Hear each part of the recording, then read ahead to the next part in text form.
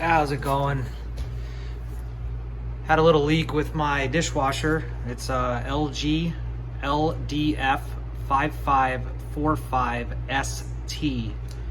And the leak was coming from the drain hose, which is right here at the side of this tank.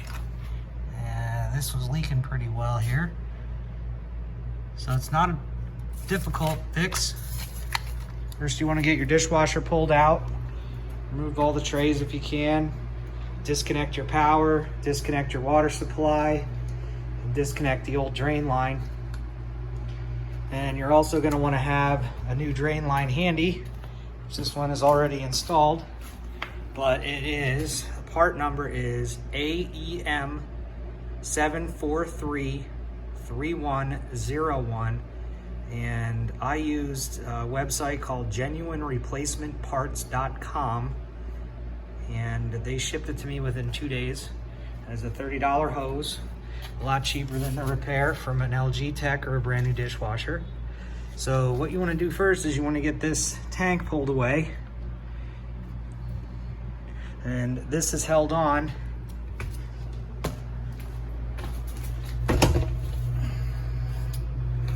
by that little circle right there. And what you want to do is turn it about 1/8 of a turn counterclockwise. I used channel locks. Just kind of gently placed it inside the grill on that, and I turned it 1/8 of a turn, and that will release this white tank here. And then once this tank is away, you can just kind of tilt it this way. And these are only held on by friction, which is probably why they leak. Once these O-rings go bad, they're just gonna leak all over. And then the water's gonna go down and sit in this plastic tub here. And when that fills up, it's gonna leak all over the inside of your dishwasher, surround inside your cabinets, and eventually it's gonna go into your floor and everything else. Probably not a bad idea to check under your dishwasher every once in a while and make sure it's not leaking water. But in any case, once you pull this away, this hose right here comes out. You can see this retaining clip here.